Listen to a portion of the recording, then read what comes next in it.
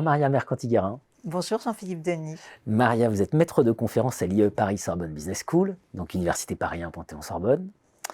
Vous venez de publier dans la revue des sciences de gestion « La viralité d'un contenu est-elle climato-sceptique ?» Alors, ça c'est un titre extrêmement intéressant. Vous êtes une spécialiste de marketing, vous êtes une spécialiste de marketing digital. Vous venez de publier Marketing Digital, nouvelle édition avec Henri Isaac. Oui, tout à fait.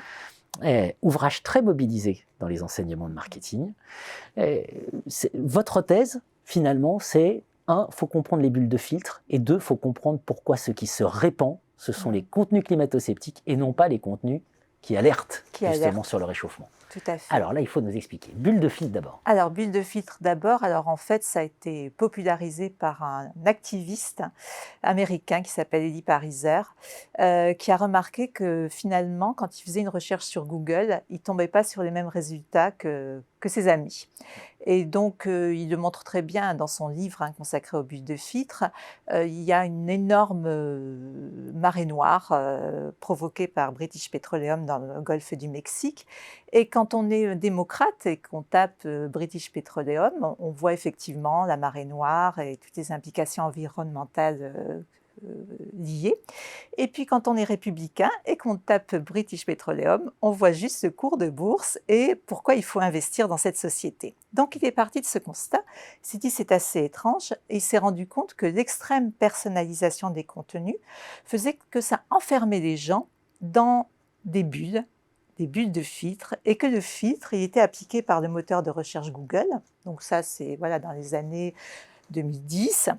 Et aujourd'hui, ces bulles de filtre, malheureusement, elles sont partout sur le web, portées par les algorithmes, et elles sont notamment sur les réseaux sociaux. Je reviens juste sur l'algorithme de Facebook, qui est un des plus connus. Donc à la base, on l'appelait l'EdgeRank de Facebook. Qu'est-ce qui fait que nous voyons un certain nombre de contenus? Moi, je vois un contenu, et vous, Jean-Philippe, vous en voyez un autre. Eh bien, en fait, le but du jeu, c'est de vous faire cliquer. Et vous n'allez cliquer, finalement, que sur ce qui vous intéresse, vous concerne, ou vous conforte dans vos opinions.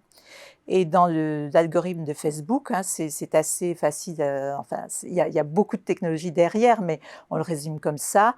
Facebook vous propose un contenu qui est récent, qui est en affinité avec ce qu'il sait de vous, et c'est ça le problème, et qui a un poids énorme. C'est-à-dire qu'en fait, en millième de seconde, il va calculer si ce contenu va être énormément commenté, partagé, liké, et c'est ça que vous allez voir. Et on est finalement face à, je dirais, une intoxication mentale permanente, puisque dès que vous prenez votre mobile, vous ouvrez votre ordinateur, on vous renvoie uniquement ce que vous pensez. Et évidemment, c'est très rassurant, parce qu'au bout du compte, vous construisez un monde qui correspond à vos opinions, à vos valeurs, et vous cliquez. Et toute l'économie du web, elle est fondée sur le clic. Et elle est fondée sur la publicité qui doit être cliquée. Et Google a toujours dit, moi, moteur de recherche, je veux proposer des contenus qui intéressent mes utilisateurs. En fait, c'est moi, moteur de recherche, je veux proposer des contenus qui sont cliquables par l'utilisateur. Et c'est de là d'où vient le problème actuel, je dirais, d'une certaine confrontation d'opinions qui se rejoignent jamais. Parce que nous avons tous notre bulle de filtre. Exactement. Merci Maria Mercanti-Guérin. Merci Jean-Philippe.